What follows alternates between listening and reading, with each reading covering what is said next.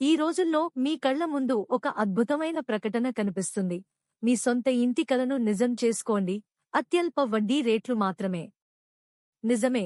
ప్రస్తుతం భారతీయ reserve bank తన repo రేటును 5.25% వద్ద స్థిరంగా ఉంచడం వల్ల దేశంలోని ప్రముఖ బ్యాంకులు కేవలం 7.10% నుండి 7.90% ప్రారంభ వడ్డీకే హోమ్ లోన్స్ ఇస్తున్నాయి. వినడానికి ఇది ఎంతో ఆకర్షణీయంగా ఉంది కదా? కానీ ఈ మెరిసే ప్రకటనల వెనుక ఉన్న అసలు ఆర్థిక సంక్షోభాన్ని మనం గమనించాలి. ప్రస్తుత జాబ్ మార్కెట్ తీవ్రమైన ఒడిదుడుకులను ఎదుర్కొంటోంది. కార్పొరేట్ కంపెనీలలో లేఆఫ్స్ సర్వసాధారణం అయిపోయాయి. ఆర్టిఫిషియల్ ఇంటెలిజెన్స్ వల్ల ఎన్నో ఉద్యోగాలు కనుమరుగవుతున్నాయి.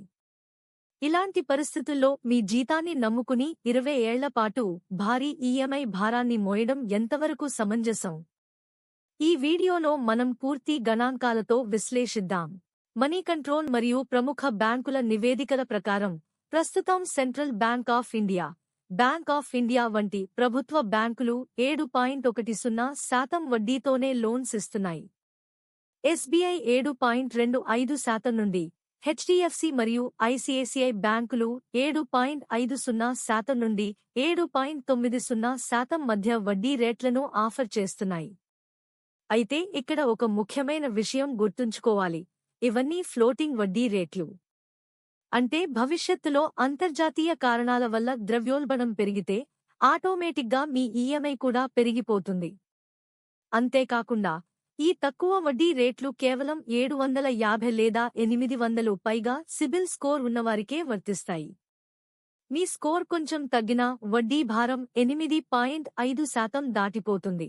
హోమ్ లోన్ అనేది కేవలం ఒక అప్పు కాదు. అది 20 ఏళ్ల పాటు మీ జీవితాన్ని శాసించే ఒక మానసిక ఒప్పందం. వచ్చే 2 దశాబ్దాల పాటు మీ ఉద్యోగం సురక్షితంగా ఉంటుందని మీరు గ్యారంటీ ఇవ్వగలరా? ఐటీ రంగంలో నియామకాలు భారీగా తగ్గాయి. కొత్తగా ఉద్యోగాలు మారినా మునుపటిలా 40% జీతాల పెంపు లభించడం లేదు. ఒకవేళ ఊహించని విధంగా మీ కంపెనీలో ఉద్యోగాల కోత పడితే లేదా 3 నుండి 4 నెలల పాటు ఖాళీగా ఉండాల్సి వస్తే మీ ఈఎంఐ ఎలా కడతారు? బ్యాంకులు మీ ఆర్థిక ఇబ్బందులను అర్థం చేసుకోవు. లోన్ డిఫాల్ట్ అయితే మీ సిబిల్ స్కోర్ పాడవడమే కాకుండా కష్టపడి కొన్న ఇల్లు కూడా వేలానికి వచ్చే ప్రమాదం ఉంది. దీన్ని ఒక ఉదాహరణతో చూద్దాం. మీరు ₹1 కోటి విలువైన ఫ్లాట్ కొనాలనుకుంటున్నారు. మీ దగ్గర ఉన్న పొదుపు నుండి 20 లక్షలు డౌన్ పేమెంట్గా కట్టారు. మిగిలిన 80 లక్షలు హోమ్ లోన్గా తీసుకున్నారు. వడ్డీ రేటు 7.5% అనుకుంటే 20 ఏళ్ల పాటు మీ నెలవారీ ఈఎంఐ దాదాపు ₹64,400 అవుతుంది. 20 ఏళ్ల తర్వాత మీరు తీసుకున్న 80 లక్షల అసలుకు అదనంగా కేవలం వడ్డీ రూపంలోనే బ్యాంకు 74.7 లక్షలు చెల్లిస్తారు. అంటే మీరు ఒక ఇంటికి డబ్బులు కడుతూ బ్యాంకుకు మరో ఇల్లు కొనుస్తున్నారన్నమాట. ఇదే 64,400 మొత్తాన్ని ఒక 25,000 అద్దె ఇంట్లో ఉంటూ మిగిలిన 39,400 మ్యూచువల్ ఫండ్స్ లేదా ఈక్విటీలో క్రమబద్ధంగా పెట్టుబడి చేస్తే మీ సంపద ఎంత వేగంగా పెరుగుతుందో ఆలోచించండి. సంక్షోభ సమయాల్లో చేతిలో నగదు ఉండటం అన్నింటికంటే ముఖ్యం. అయితే ఇల్లు అసలు కొనకూడదా? అంటే దానికి కొన్ని కఠినమైన నియమాలు ఉన్నాయి. మీరు ఈ క్రింది 3 అర్హతలు కలిగి ఉంటేనే ఇల్లు కొనండి. మొదటి నియమం 40% డౌన్ పేమెంట్.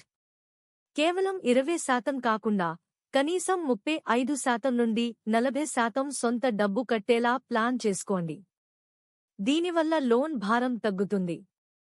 రెండవ నియమం 35% ఈఎంఐ పరిమితి.